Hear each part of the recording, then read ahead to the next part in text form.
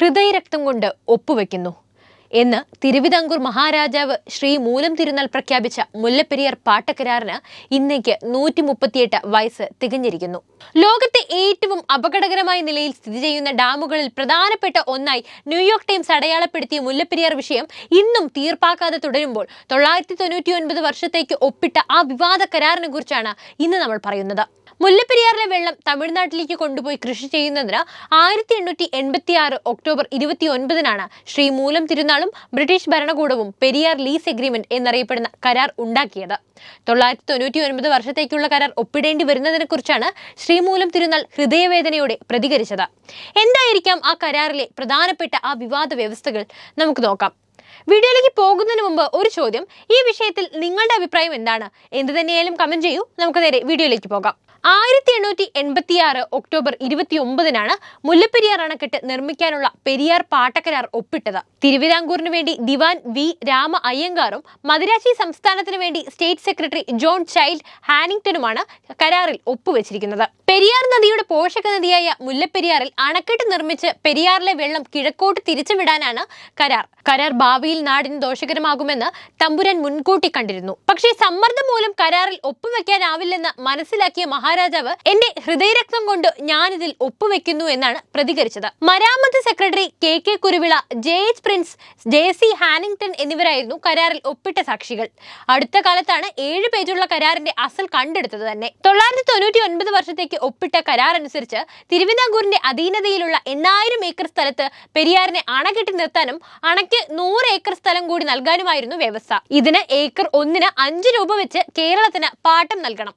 ഏകദേശം 40,000 രൂപയാണ് അന്ന് കേരളത്തിന് ലഭിച്ചിരുന്നത്. അണയിൽ നിന്ന് ഒരു വർഷം ശരാശരി 60 TMC വീതം ഇതുവരെ 6960 TMC വെള്ളം തമിഴ്നാട്ടിൽ എത്തിയിട്ടുണ്ട്. ബ്രിട്ടീഷുകാർ പോയതോടെ സാധുത നഷ്ടപ്പെട്ട കരാർ പുതുക്കാൻ 1958 നവംബറിൽ അന്നത്തെ മുഖ്യമന്ത്രി EMSമായും 1960 ജൂലൈയിൽ മുഖ്യമന്ത്രി പട്ടം താണുപിള്ളയുമായും 1969 വീണ്ടും മുഖ്യമന്ത്രി EMSമായൊന്നും നടത്തിയ ചർച്ചകൾക്കൊന്നും തന്നെ കേരളം വഴങ്ങിയില്ല. എന്നാൽ 1970 മെയ് 29-ന് മുഖ്യമന്ത്രി C അച്യുതമേനോന്റെ കാലത്ത് കരാർ വീണ്ടും പുതുക്കി. 1954 മുതൽ മുൻകാല പ്രാബല്യത്തോടെ നടപ്പിലാക്കിയ കരാർ അനുസരിച്ച് പാട്ടത്തുക ഏക്കറിന് 30 രൂപയായും ലോവർ ക്യാമ്പിൽ മുല്ലപ്പെരിയാർ ജലം ഉപയോഗിച്ച് നിർമ്മിക്കുന്ന വൈദ്യുതിക്ക് കിലോവാട്ട് വർഷത്തിൽ 12 രൂപയായും നിശ്ചയിച്ചു.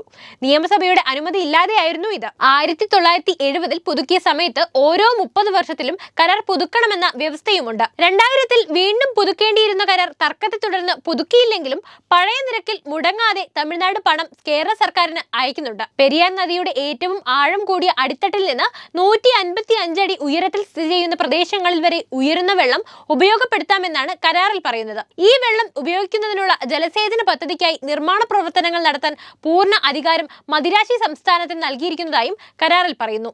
നദിയുടെ 155 അടി ഉയരത്തിൽ സ്ഥിതി ചെയ്യുന്ന ചുറ്റുവട്ടത്തുള്ള 8000 ഏക്കർ സ്ഥലവും നിർമ്മാണ പ്രവർത്തനങ്ങൾക്കായി 100 ഏക്കർ സ്ഥലവുമാണ് പാട്ടമായി നൽകിയത്. പെരിയാർ ജലസേചന പദ്ധതിക്കായി അണക്കെട്ട് നിർമ്മിക്കാനുള്ള എല്ലാ അധികാരവും അവകാശവും മദിരാശി സർക്കാരിന് നൽകിയതായും കരാറിൽ പറയുന്നു.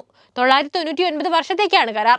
മദ്രാസ് സർക്കാർ കരാർ പുതുക്കാൻ ഉദ്ദേശിക്കുന്നുണ്ടെങ്കിൽ വീണ്ടും 999 വർഷത്തേക്ക് പാട്ടത്തിന് നൽകേണ്ടി വരും. പാട്ടത്തുകയായി വർഷത്തിൽ ഏക്കറിന് 5 രൂപ തോതിൽ 40,000 രൂപയാണ് തിരുവിതാംകൂറിന് നൽകാൻ നിശ്ചയിച്ചത്. വെള്ളം മദ്രാസ് സംസ്ഥാനത്തിലെത്തി മധുര, രാമനാഥപുരം എന്നീ ജില്ലകളിലെ ജലസേചനത്തിനാണെന്നാണ് വ്യവസ്ഥ. കരാറിന്റെ കാര്യത്തിൽ തർക്കമുണ്ടായാൽ ഇരുഭാഗത്തു നിന്നുമുള്ള ഓരോ ആർബിട്രേറ്റർമാരോ അമ്പയർമാരോ ഉൾപ്പെടുന്ന ട്രിബ്യൂണലിന് വിടാം. 1886-ൽ കരാർ ഒപ്പിട്ട് അടുത്ത വർഷം 1887 സെപ്റ്റംബറിൽ അണക്കെട്ടിന്റെ പണി തുടങ്ങി. 1896 ഫെബ്രുവരിയിൽ പൂർത്തിയാവുകയും ചെയ്തു. അപ്പോൾ ഇതൊക്കെയാണ് മുല്ലപ്പെരിയാറിന്റെ കരാർ വ്യവസ്ഥ. വീഡിയോ ഇഷ്ടപ്പെട്ടാൽ ലൈക്ക് ചെയ്യാനും ഷെയർ ചെയ്യാനും ശ്രദ്ധിക്കുമല്ലോ.